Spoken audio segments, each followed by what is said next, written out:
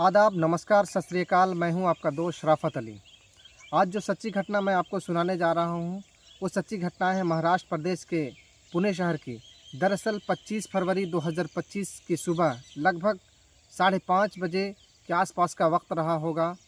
इसी बीच में एक लड़की जिसकी उम्र लगभग 26 साल के होती आसपास होती है, जो घरों में काम करती थी, उसे अपने गाँव जाना था।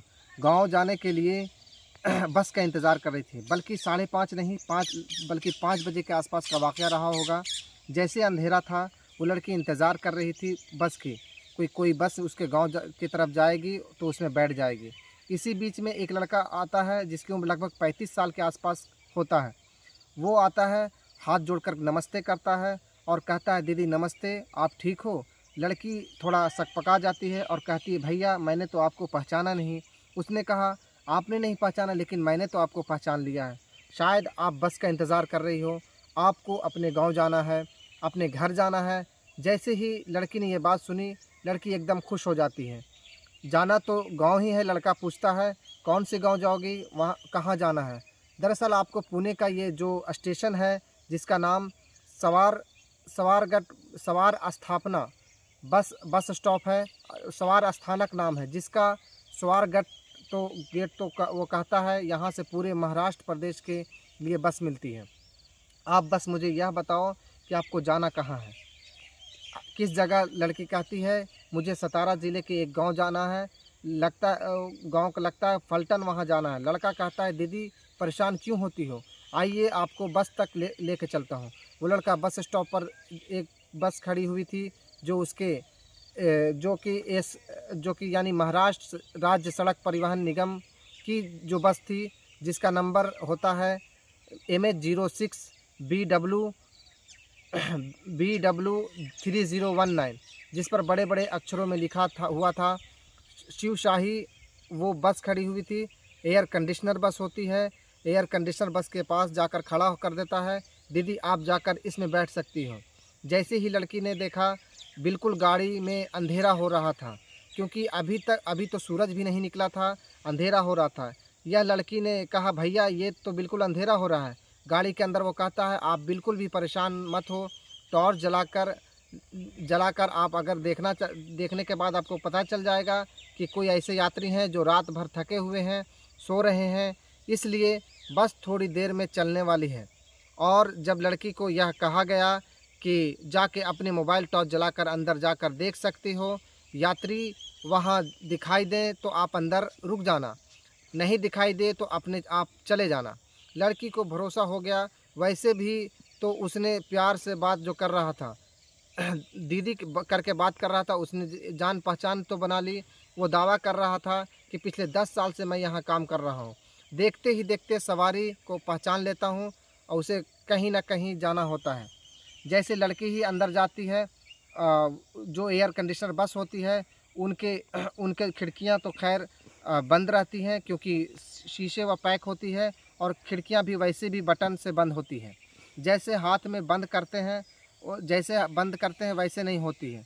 खिड़की खुली हुई थी। लड़की जैसे ही अंदर जाती है, अंदर जाने के बाद उसने टॉर्च जलाकर देखा, तो टॉर्च जलाने के बाद पता चलता है कि जिस खिड़की से वो अंदर आई थी, वो खिड़की बंद हो चुकी है। अब बाहर जाने का कोई रास्ता नहीं था, चीखने चिल्लाने के लिए कोई मौका नहीं था। और उस लड़की के सामने वो लड़का खड़ा हुआ था, जो कुछ देर पहले उसे दीदी दीदी करके बात कर रहा था।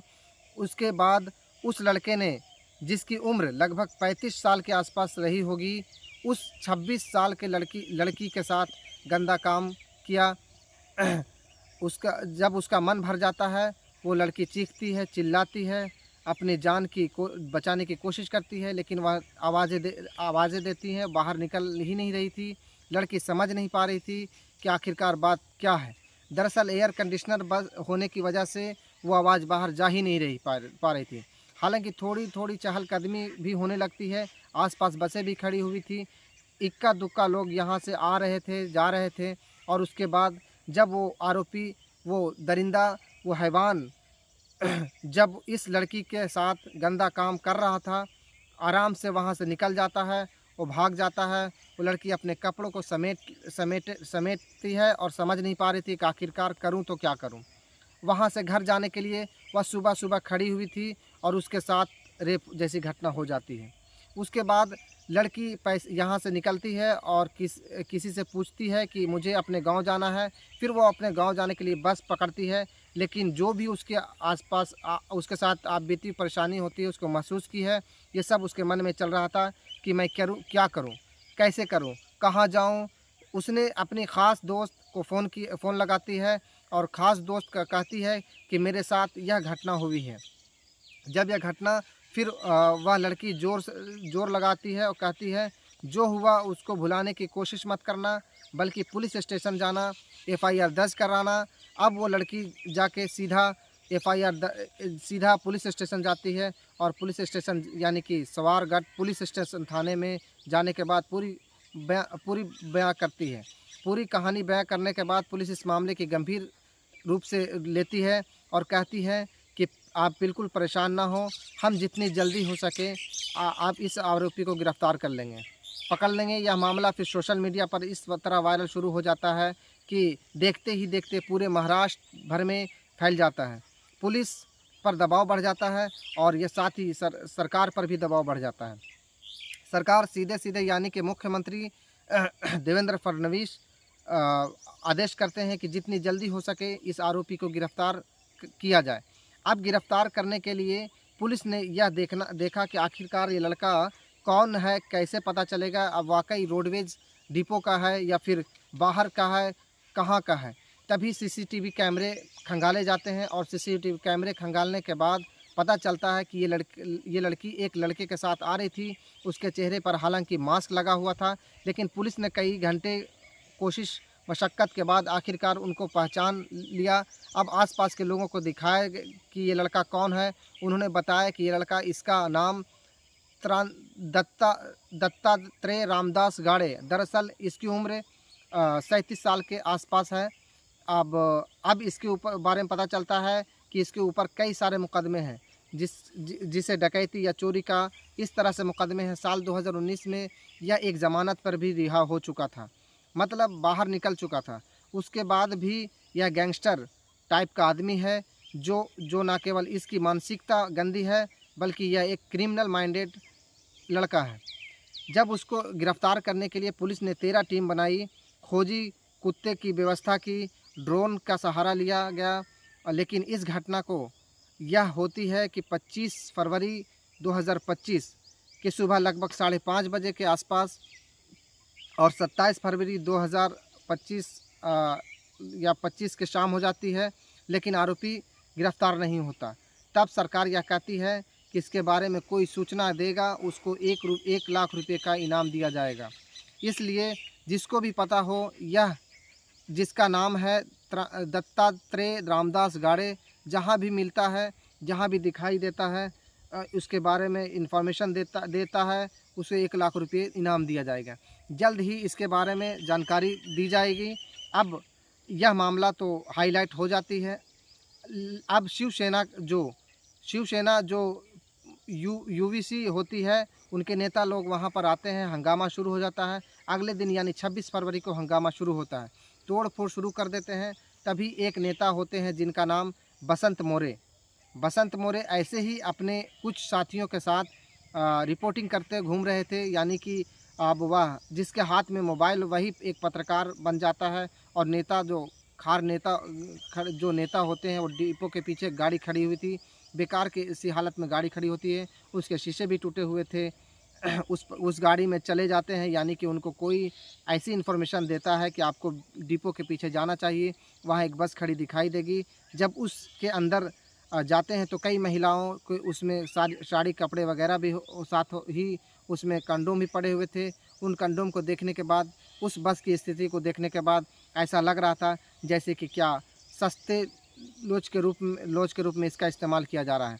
यानी कि यह पहली घटना नहीं थी, इससे पहले भी कई बेटियां, कई बहनों के साथ इस तरह की घटना ज़रूर हुई होगी।